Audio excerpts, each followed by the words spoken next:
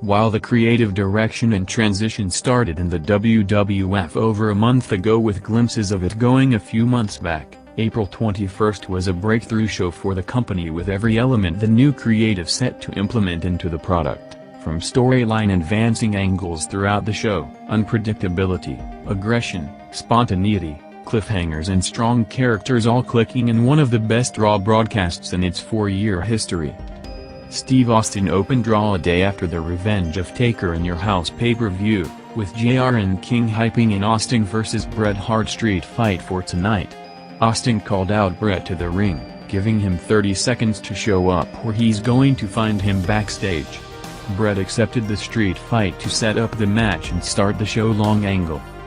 A week after Ric Flair and Roddy Piper's semi-shoot promo on Nash and the NWO, Nash was set to respond tonight as the legit backstage ramblings continue in WCW between the Flair-Piper and NWO camps.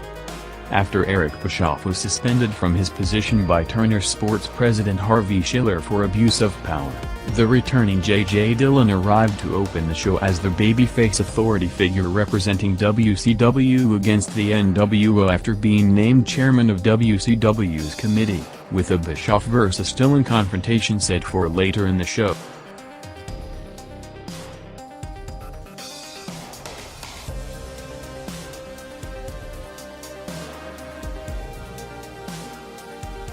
Vader, who is supposed to wrestle Ken Shamrock in his debut on May 11, was still held in Kuwait following the famous incident where Vader grabbed the host of the morning show by the tie after asking if wrestling is fake. Vince McMahon on commentary openly explained the situation, including the reasoning, mentioning the interviewer's question and Vader's legal problems in the country, as well as showing a graphic saying that Vader is being held hostage for 9 days now. Shamrock on commentary continued to build for the match, saying that after Vader's trial he's going to face him. Lawler then asked Shamrock about rumors of a potential Shamrock vs. Mike Tyson fight, leading to Shamrock cutting a promo challenging Tyson, bringing up his prison time and saying that he will take him down and beat him, in perhaps an attempt to make it happen either as a worked wrestling match or a shoot fight, with either one unlikely but potentially a huge draw.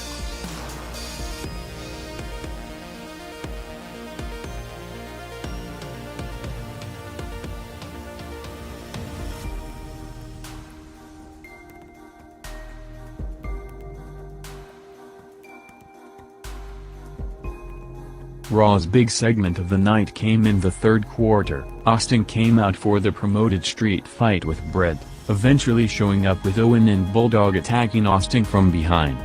Shawn Michaels ran in with a chair, taking them out to leave Bret and Austin in the ring. Bret beat down Austin for several minutes trying to break his leg with the Pillman chair spot. Austin moved and turned the match, hitting Bret in the knee and wrist before putting on the sharpshooter. The angle played off Bret's legit knee and wrist injuries, written him off television in addition to the house show tours where he was supposed to headline against Taker, to get the surgery done. The street fight segment gained big with over 1 million viewers to a 3.4 rating to give Raw a rare viewership victory, making it Raw's first quarter win since Bret Hart's heel-turn promo segment with Michaels on March 24, with the 3.4 rating the highest competitive Raw number in almost a year. After that things went back to the normal pattern, with Nitro back in the lead, jumping to a 3.3 rating for the Steiner brothers coming out to a big reaction in their hometown of Michigan against Public Enemy in a tag match. Raw took a commercial break and featured Sincere vs. Tiger Ali Singh, but with the angle continuing in the background. Gorilla Monsoon confronted Austin in the parking lot, telling him to leave the building, while doctors were checking on Bret's knee and wrist damage before getting him to the ambulance. Just before driving off, Austin showed up from the driver's seat attacking Bret again, with Owen and Bulldog running in to make the save in one of Raw's best segments to date.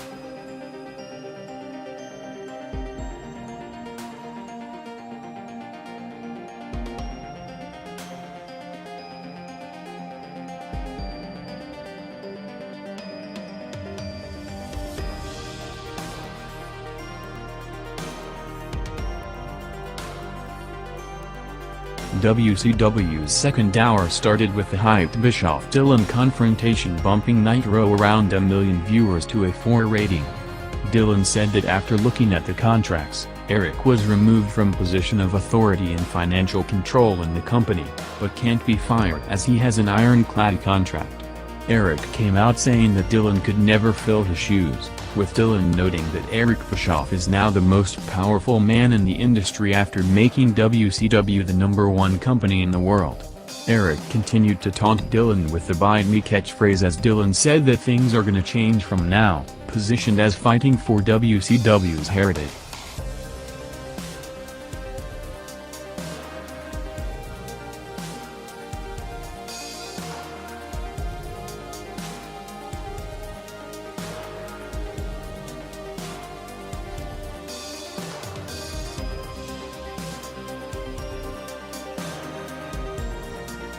Syxx beat Rey Mysterio to retain the belt after Nash's interference. Hulk Hogan was off the show filming a movie, showing him in a video from the set in his only appearances on the show. WCW were also building to another crossover match with Mongo against Reggie, promoted as the first ever match of 2 Super Bowl champs.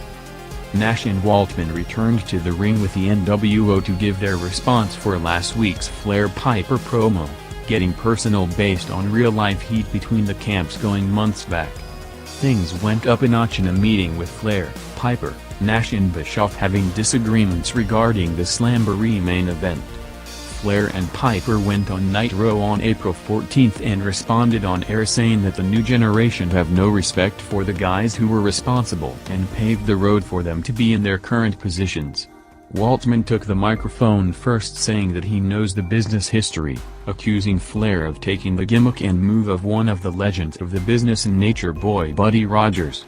Nash was next saying that when he got into the business, the road that was paved was full of potholes and all the veterans cared about was taking as much as they could and push their sons on TV, leaving the new generation with nothing.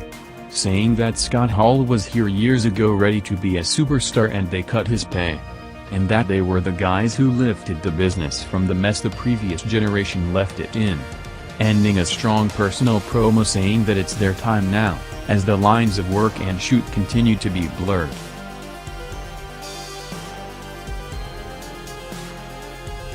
Raw saw an increase in the final 2 quarters with Undertaker vs Triple H going 15 minutes, with Mankind coming out trying to burn Taker as a response to Taker's fireball on Paul Bearer last night.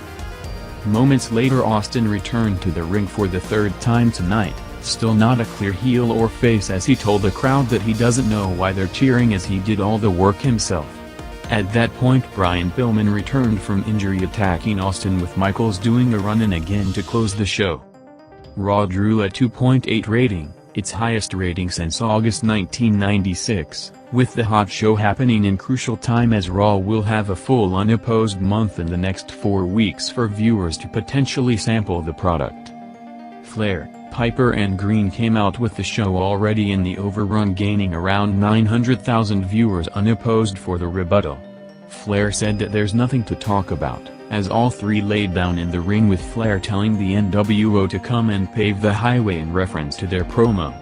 The NWO came out signaling to the back, as Scott Hall came out returning after a month out, with a mix of rehab and personal issues which were not mentioned on TV, coming back in time for the pay-per-view main event that gets more personal between work and shoot by the week, with the show going off the air with a brawl. Despite the biggest Raw audience in months, WCW maintained comfortable lead with a 3.4 rating, with the show now set to air in a 1-hour format for the next 4 weeks due to the NBA playoffs on TNT, with the next head-to-head Monday on May 26.